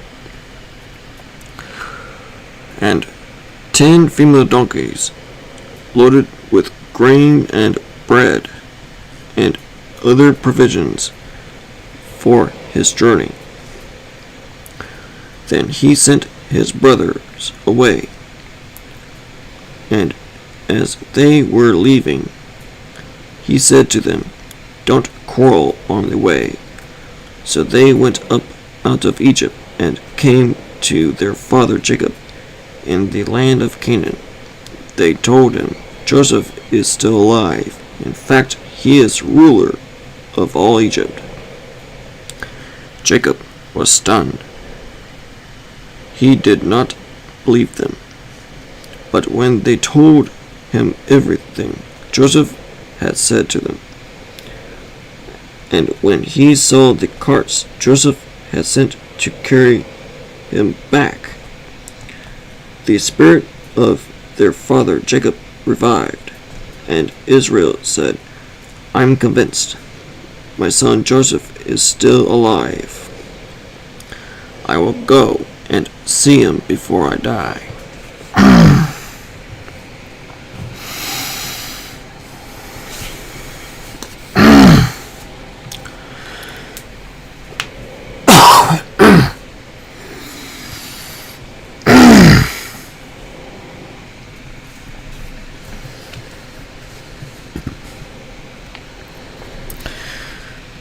Jacob goes to Egypt. So Israel set out with all that was his.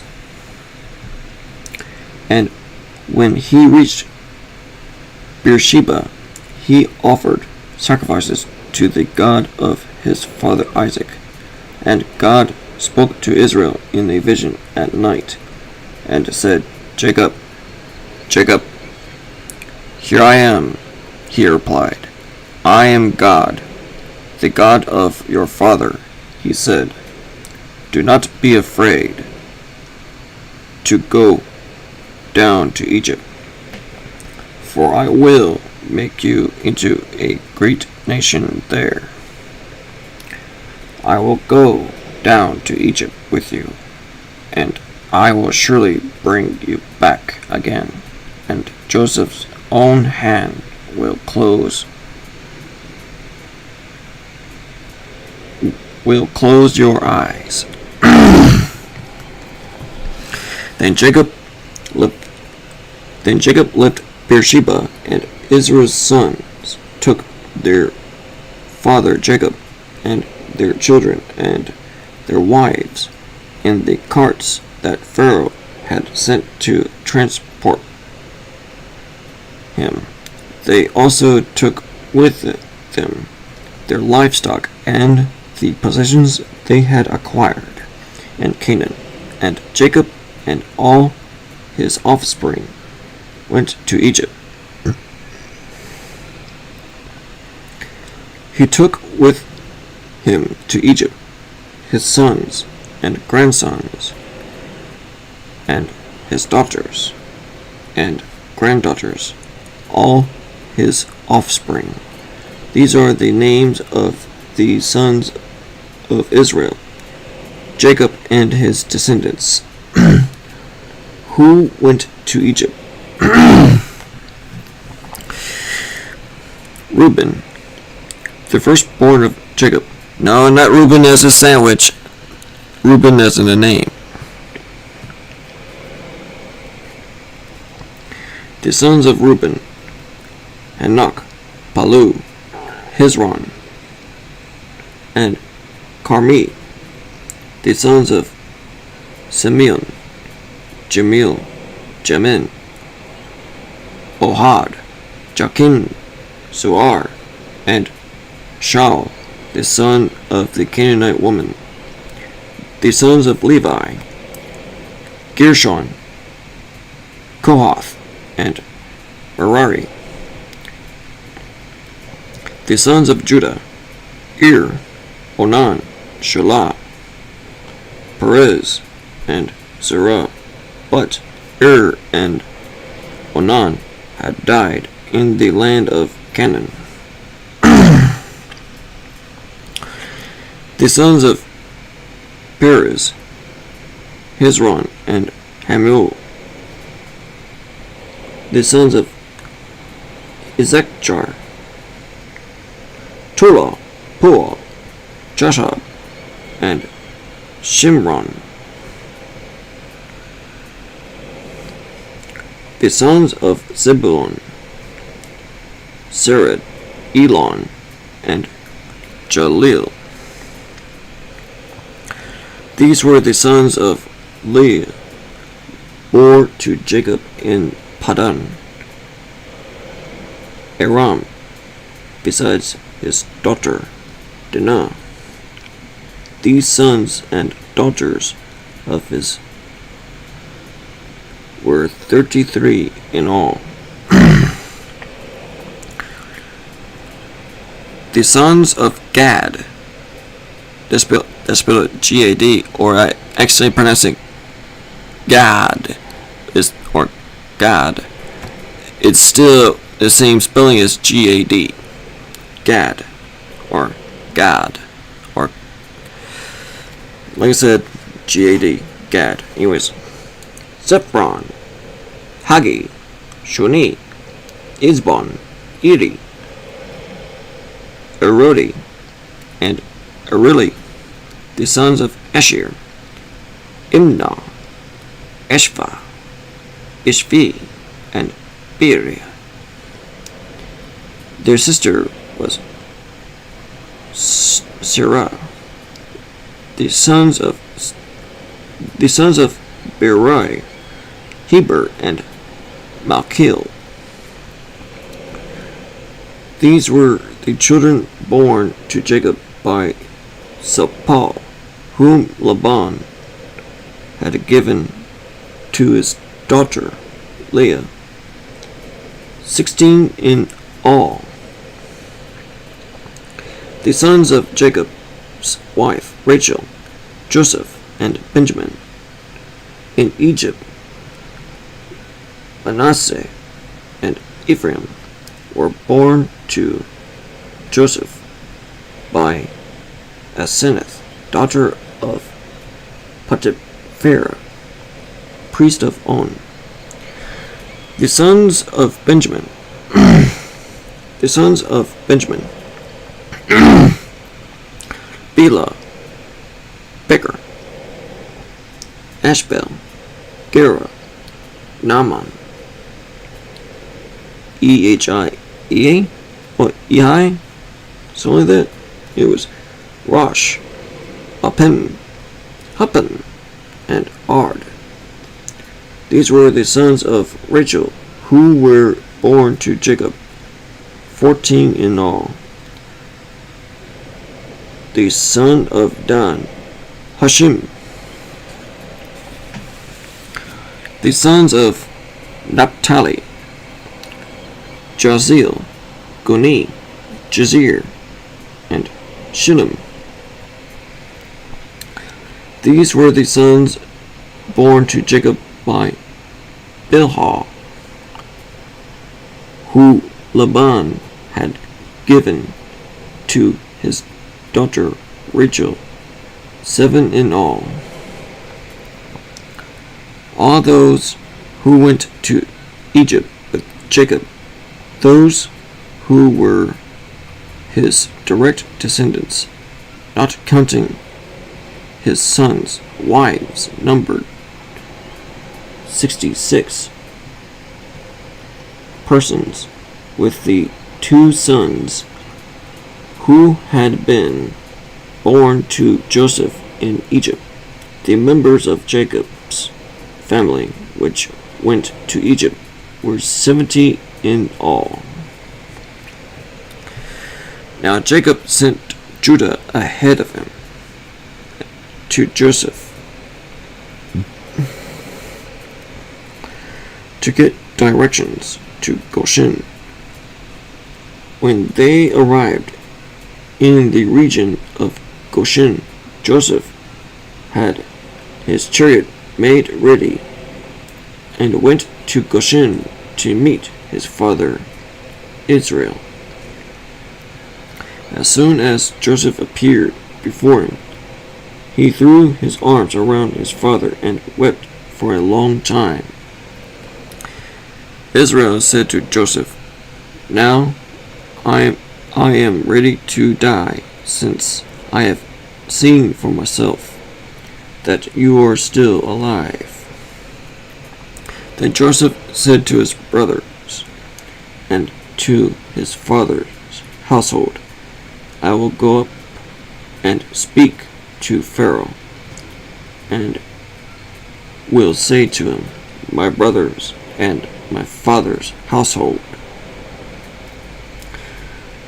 who were living in the land of Canaan, have come to me. The men are shepherds. They tend livestock, and they have brought along their flocks and herds and everything they own. When Pharaoh calls you in and asks, 'What is your occupation?' you should answer, 'Your servants have tended livestock from our boyhood on, just as our fathers did.' Then you will be allowed to settle in the region of Goshen. For all shepherds are detestable to the Egyptians."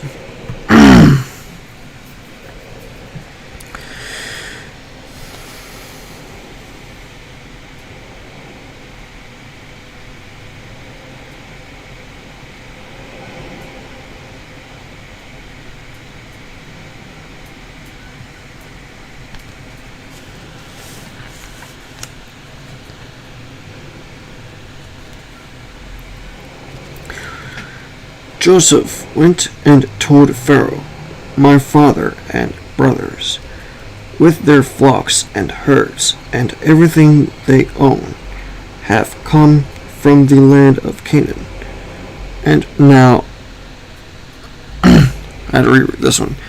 Land of Canaan, and are now in Goshen. He chose 5 of his brothers and presented them before Pharaoh. Pharaoh asked the brothers, "What is your occupation?" "Your servants are shepherds," they replied to Pharaoh, "just as our fathers were." They also said to him, "We have come to live here a while because the famine is severe in Canaan, and your servants' flocks have no pasture. So now, please let your servants settle in Goshen." Pharaoh said to Joseph, "Your father and your brothers have come to you, and the land of Egypt is before you. Settle your father and your brothers in the best part of the land. Let them live in Goshen, and if you know of any among them with special ability, put them in charge of my own livestock." Then Joseph brought his father Jacob in and presented him before Pharaoh. After Jacob blessed Pharaoh, Pharaoh asked him, "How old are you?" And Jacob said to Pharaoh, "The years of my pilgrimage are 130. My years have been few and difficult, and they do not equal the years of the pilgrimage